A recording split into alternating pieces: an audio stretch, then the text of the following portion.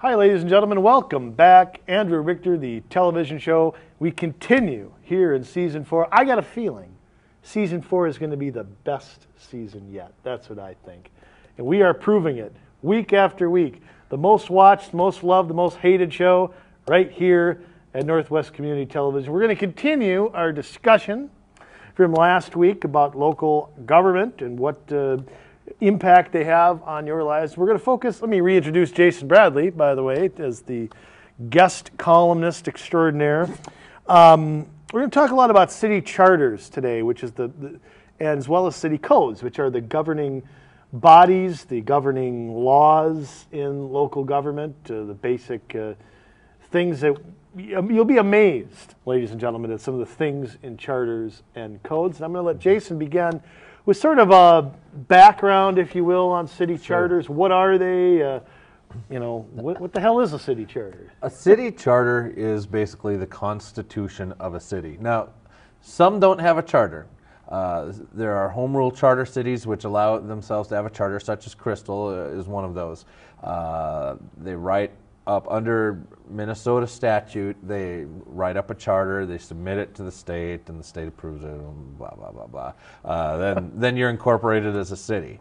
You are allowed then to change the charter afterwards. And some cities, like New Hope, are statutory cities, and they are not run by a charter, and it's a lot harder to change the way that you set your government up after that. If you can change what happens in the document, you change the way that you do you set up your government. Huh, interesting. So the city charter is the constitution of the city. Well, it's interesting what's in a city charter then. Yes. If it is the, quote, constitution of the city. One of the things, we're going to pick on Crystal a little bit, mainly because we live here. But you can probably find this in a lot of cities around here in the Northwest Metro. One of the things you'll notice, and we've mentioned this on shows before, but under section 1.02 where it says powers, yes, check out the last sentence. This is good stuff. This is really good stuff. Check out the last sentence of what it says under the general provisions of the Crystal City Charter. This charter is to be construed liberally and in the city's favor, and the specific mention of particular powers in this charter is not to be construed as limiting in any way the generality of the powers conferred in this section. Now, you strip out all the government gobbledygook there. What they're basically saying is this charter is to be construed broadly in favor of the city, and that the powers in here do not limit what the city can do. Am I interpreting that right in your book? Yes. Another way to say this is we can do whatever we like, and you're just going to have to put up with it. How about that? Well, that's a good way to put it. But I mean, I'm amazed at, how, I'm just stunned that could be in a city charter. Well, I'm not stunned, but I am in a way. Well, how else can you, get that much power other than by putting it down in your Constitution? So it's there. But you think of the Constitution, I describe the Constitution as a document that says what government cannot do to you. The government cannot take away your right to freedom of speech. It's, government doesn't give us our rights. We've said this before. I mean, that it's to limit government is what the Constitution was designed to be. That's what it was designed to be, and the federal Constitution still is that way for those that actually follow it. All five of us? Yeah. This, however, no such luck.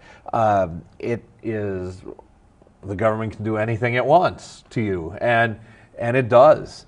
And we've seen it with illegal searches and inspections while they replace your water meter and things like that. Well, it's true. They went around a couple years ago and decided that, hey, we need to replace all these water meters so that we don't have to go in your house and read them. But while they're there, they're going to also inspect for illegal sump pumps and footing drains.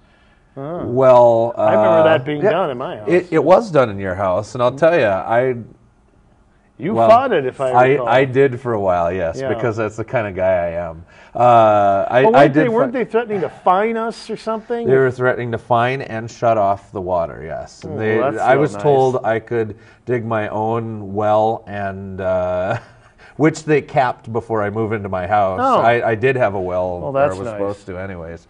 So, yeah, that was fantastic. But that's what they do. And the Minnesota Constitution really, there's some negative aspects to it as far as limiting government power, but gives government a lot of power too, especially with a lot of the amendments that we've been coming up with the tax, the legacy money and that stuff. Yeah, I think just off subject, the proper use of a public referendum is something that really needs to be debated at the legislature.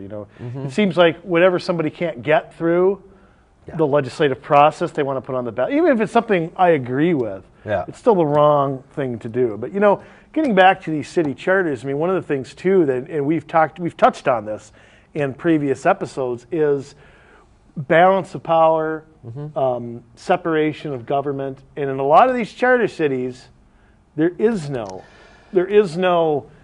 government's not set up like the legislature or the Congress and the president. That's exactly correct. And it does state in the charter how your government is going to be set up.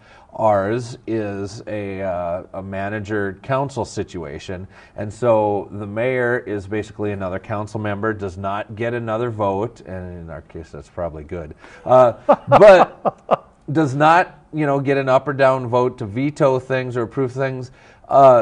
The mayor's an at-large council person. An at-large council person who sits and facilitates the city council meetings.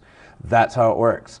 So big cities like Duluth and Bloomington and Minneapolis and St. Paul, they all have what's called a strong mayor with a council, and so the mayor is an executive. The mayor does veto. The mayor is the one who administrates the city business. It's a full-time job in those cities. Yes. Yeah.